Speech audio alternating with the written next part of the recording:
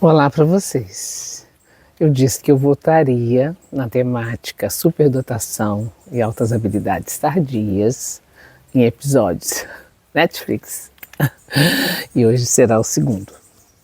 Eu vou seguir uma sequência dos movimentos que foram acontecendo comigo nesse processo, porque todo o tempo o meu propósito aqui é colaborar para que outras pessoas que vejam e que sejam adultas entendam como é o processo de receber essa indicação com a idade tardia.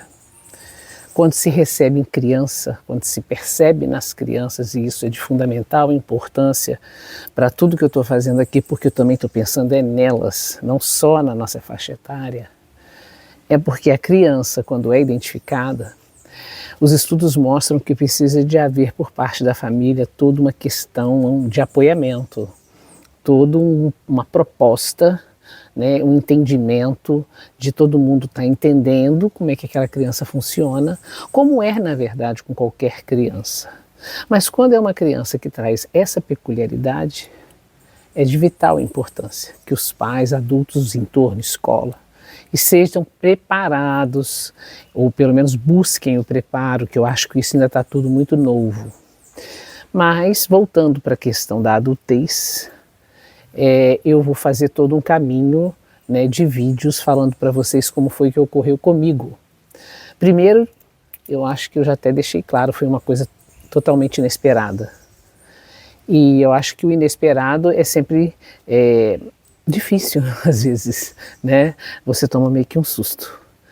E aí, eu também disse a vocês que eu estou do lugar de quem recebeu a indicação.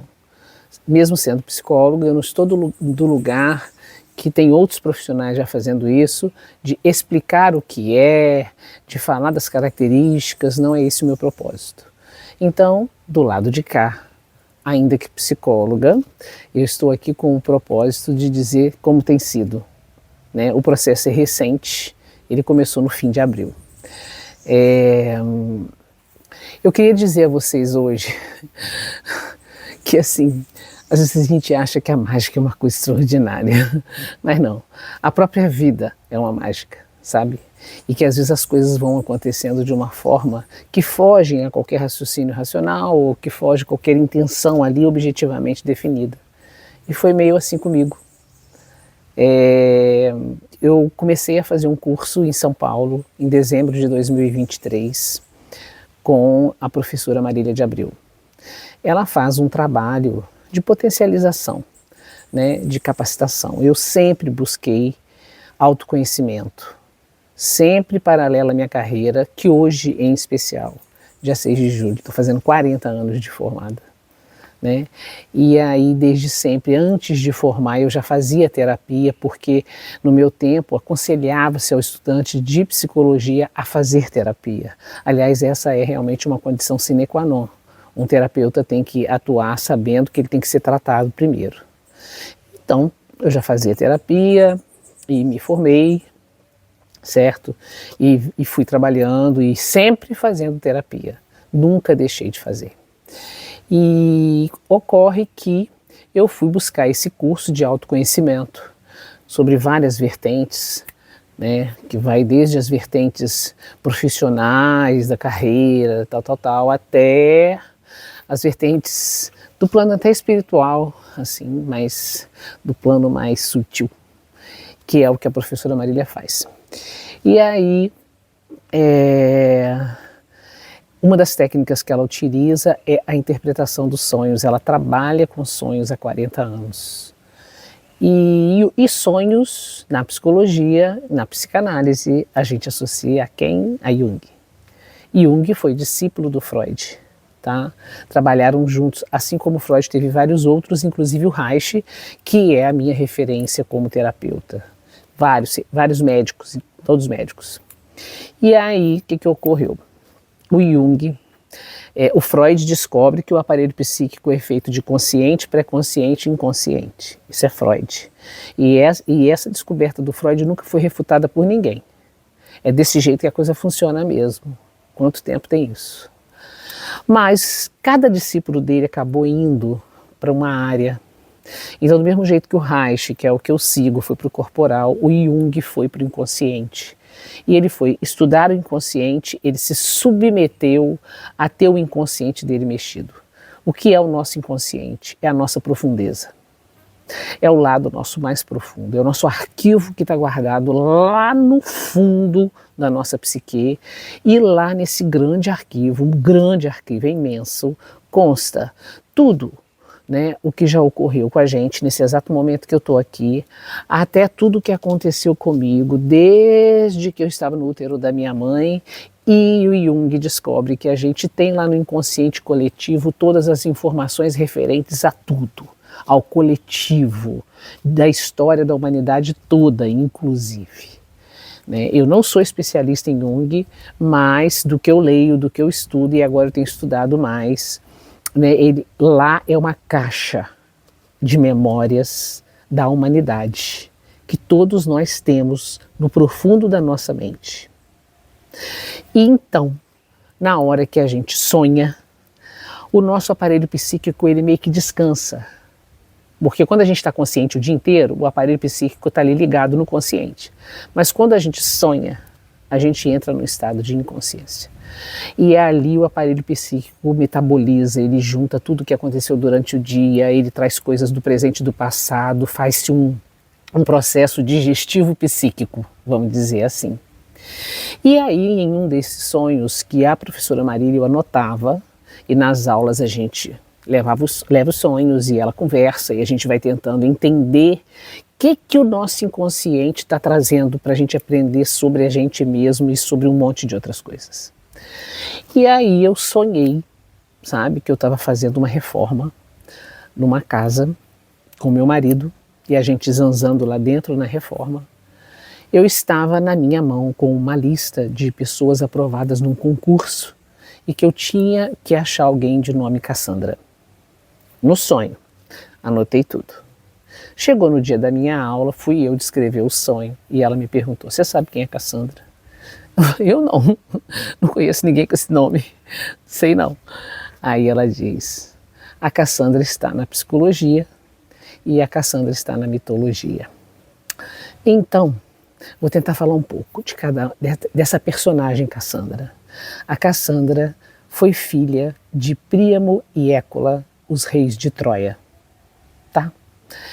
E ela tinha, pelo mito histórico, tá? Que a gente inclusive estuda isso na história, né?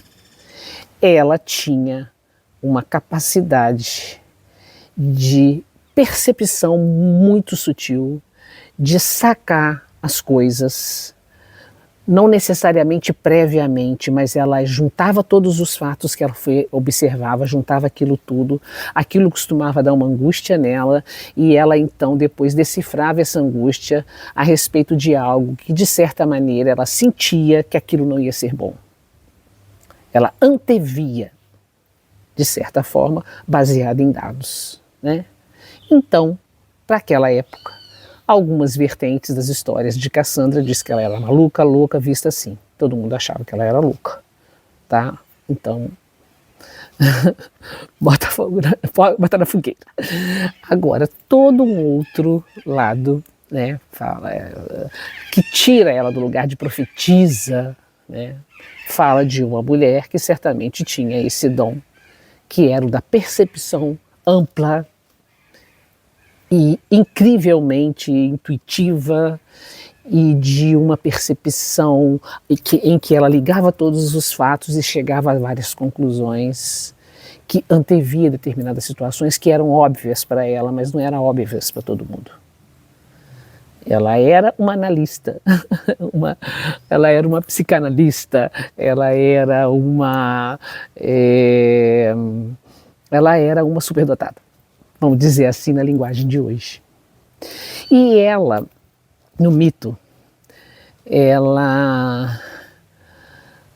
e o Apolo, que também é um rei mitológico, tiveram um encontro. Ela gostava muito de ficar próximo dele, lá no lugar dele, lá onde ele ficava, e ele se apaixonou por ela porque ela foi ficando moça e ela foi ficando muito bonita, e ele tentou flertar com ela, trazê-la para a vida dele, ficar com ela. E na verdade ela não quis. E aí ele disse para ela: eu não posso tirar seu dom, mas tudo que você disser ninguém vai acreditar. E soprou na boca dela. Eu trago essa, é uma versão, embora tenha várias, mas essa eu acho um espetáculo. Por quê? Porque a partir daí tudo que a Cassandra falava, ninguém acreditava. Então vocês podem imaginar o sofrimento que era ela ver, entender que aquilo era viável, possível de acontecer, passível de ser, e ninguém acreditava nela. Então, quando, lá no meu sonho, vem a Cassandra, eu comecei a pesquisar a vida da Cassandra e comecei a entender o que é que ela simbolizava no meu sonho. Eu percebi que era um aspecto da minha própria psique, né? Como terapeuta, é isso que eu faço. Eu recebo dados, eu olho o paciente e eu capturo expressões, capturo colocações, capturo a narração dos fatos, capturo as minhas sensações que eu tenho na hora que o paciente está falando e junto aquilo tudo e de certa forma ao juntar eu tenho uma sensação muito clara de como eu preciso revelar aquilo para ele, para que ele também possa tomar consciência do que está se passando com ele. Né? Então assim, eu comecei a entender que na verdade o sonho com a Cassandra tinha a ver com o que eu já faço no meu trabalho há 40 anos. E dentro do meu trabalho, ter essa condição de enxergar as coisas antes do próprio paciente, né? Isso me trouxe um sucesso, eu sou uma pessoa realizada profissionalmente. Os pacientes que vêm entregam suas vidas a mim, eu os curo o máximo que eu posso, eu me empenho muito para ajudá-los, para curá-los, para tirá-los do sofrimento. Mas eles vêm com as próprias pernas, eles vêm desejosos de ouvir o que eu tenho para dizer. Então, quando eu estou vendo e eles estão ouvindo, eles acreditam no que estou falando e tomam aquilo para si e vão operando mudanças em suas próprias vidas. Mas como isso faz parte da cadeia de dons que eu tenho, que agora eu me apropriei, né, depois eu explico no próximo como foi o processo, é muito bom, porque as pessoas estão ali, estão me ouvindo, estão acreditando no que eu estou falando, estão confiando em mim, a vida deles a mim. Né? E é muito interessante porque às vezes eu falo algo que no primeiro momento o paciente nega, ele não quer ouvir aquilo, ele não está afim de ouvir aquela verdade, ele não está afim de olhar para aquilo na vida dele. E aí eu brinco sempre com eles assim: olha, vamos por aqui, que é o caminho que vai levar você até na casa da vovó, do Chapeuzinho Vermelho. Aí o paciente não vai fazer aquilo exatamente, né? E não, aí eu falo com ele: mas se você não conseguir ir pelo caminho daqui, não tem problema. A gente vai pelo caminho do lobo, que muitas vezes é o que o paciente escolhe fazer. Nem sempre o paciente escolhe tomar uma posição no mundo de acordo com aquilo que eu estou vendo ali, na forma dele funcionar psiquicamente, nas ações dele no mundo. Ele escolhe ir por outro lado. E aí eu digo: não tem problema. Aí dá pau. No que dá pau, eu falo: não tem problema, a gente acha um desvio do caminho para a gente chegar onde a gente quer. Porque ser humano é mistério, certo? Então, mesmo que eu veja, que eu entenda, que eu consiga fazer essa correlação muito rápido, que é próprio da superdotação, a gente captura uma quantidade muito grande de informações. Isso acontece naturalmente, até porque isso a gente já nasceu assim. Isso a gente recebeu hereditariamente vindo das nossas famílias. Por isso que estava lá no meu inconsciente.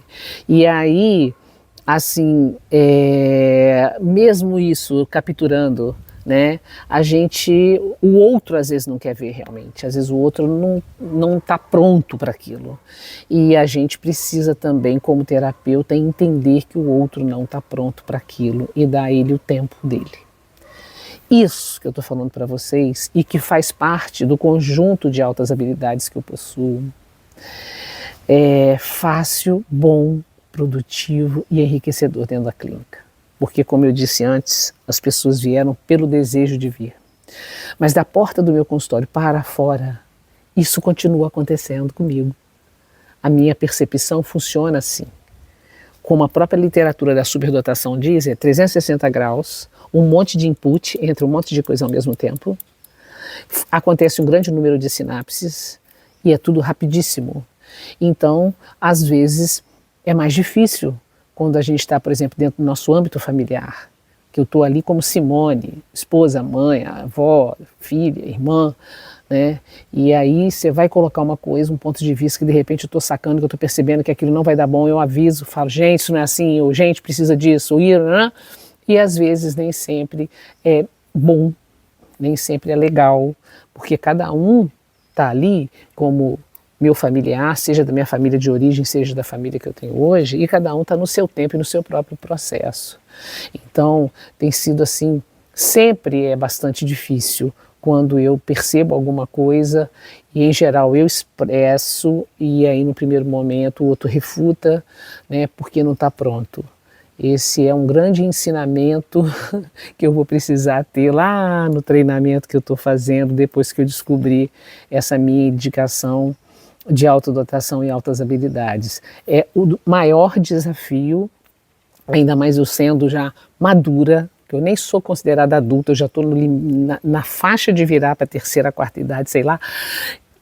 A essa altura do campeonato eu estou compreendendo quantos episódios como esse eu vivi uma vida inteira, né, de aflições. Ainda bem pequena eu me lembro de ter aflições, sabe? E essas aflições são recheadas de sentimentos, são recheadas de sensações físicas. Me recordo que eu era muito pequena, eu estava sentada no portão da minha casa, eu devia ter uns 9, 10 anos, passou uma família e era muito pobre, com um monte de criança, e eu lembro que eu olhei aquilo me deu uma angústia tão grande, tão grande, tão grande, que eu corri lá dentro de casa e perguntei à minha mãe, mãe, você pode adotar uma criança? Então, essa sensibilidade humana, ela é uma das minhas altas habilidades e, ao mesmo tempo que ela me traz inúmeras possibilidades, possibilidades de cura, inclusive, ela me traz também, como eu ainda não sabia de nada disso, ela me traz muitos impasses, ela faz com que eu tenha que enfrentar muitas outras dificuldades que só agora eu vou começar a aprender como lidar com isso, tá? Foi assim. A Cassandra veio no sonho e eu pedi um amigo que eu tenho, que faz isso muito bem, para fazer para mim uma estatuetinha dela e eu trouxe para vocês verem, ó. Essa é a Cassandra, sabe? Sabedoria debaixo do braço e falando, por favor, me escutem, né? Ela aqui apresentada para vocês como uma personagem da mitologia grega, certo? E como um arquétipo, como diria o Jung, que estava lá atrás, lá no fundo das profundezas do meu inconsciente, que se revelou para mim. E foi a partir daí que eu fui buscar, então, a ajuda técnica, profissional, de quem sabe sobre o assunto, que eu não sei, eu só vivo. E isso vai para o terceiro vídeo, tá ok? E vamos em frente com a nossa série.